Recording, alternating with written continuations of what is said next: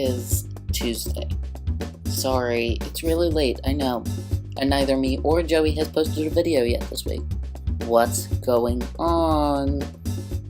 So, Joey seems to have dropped off the map a little bit. Scary, I know, but I'll get a hold of him. We live in the same area. I'll get it figured out. As for me, I've been a little bit busy between school and now I'm working on one of my school's main stage shows, and we're in rehearsal literally for a week before we go up. I've just sort of been trying to get it all done, which means that religion comes a little late this week. So, like I said, religion is this week's topic, and I want to relate religion to my trans identity, because as someone who grew up with religion, but not in a way that sort of forced it upon me, I still think that there's a way that the two things can coexist. I feel like even with a strong religious background, and I do find myself very committed to my religious faith,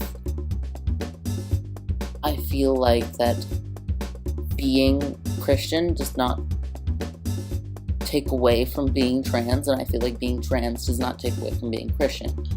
I believe in a God who loves all, no matter who they are. So being half black doesn't change that.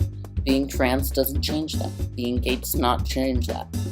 And so just sort of the relationship between them, for me, doesn't change it. And I know there are always going to be extremists that make you think that Christians hate gays and that all Muslims are terrorists, but that's not how it is. Those are extremist groups for a reason. They are a small percentage, and they are like the only ones that think that. And sure, they're rooted in something from the past, but it's not how like the actual whole group is. I mean, if you read the Bible, it is a misinterpretation. And if we followed everything in the Bible literally, everyone would be a sinner. Literally everyone on this planet.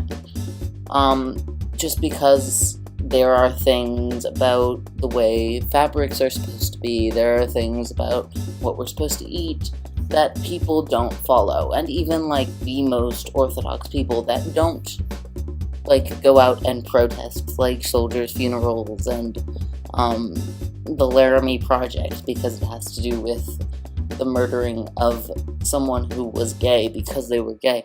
I mean, like, stupid things like that. Like, there are extremely orthodox people who follow the Bible as closely as they possibly could, but still would technically, like, you could find something in the Bible where it would say, oh, they do this, well, you should stone them to death, pretty much. And that's how sort of I feel. I mean, like, I feel like it's stupid to think that just because I'm trans means that I can't believe in God, or just because I'm trans means that God hates me. Like, that's stupid. Christians believe in an all-powerful God that is supposed to love all and love minorities, like, the most. The people who are suffering the most. Like, it doesn't make sense that God would hate me. It doesn't make sense that God would hate gay people. It doesn't make sense. Like, that is not... I just can't. Anyways, thanks for listening, guys. I sort of went on a rant there. But I'll be back next week. Hopefully Joey will show up. And, new hair color, I know. Send in your audition videos. Send them in, send them in, send them in. We already got a couple. So, do your thing.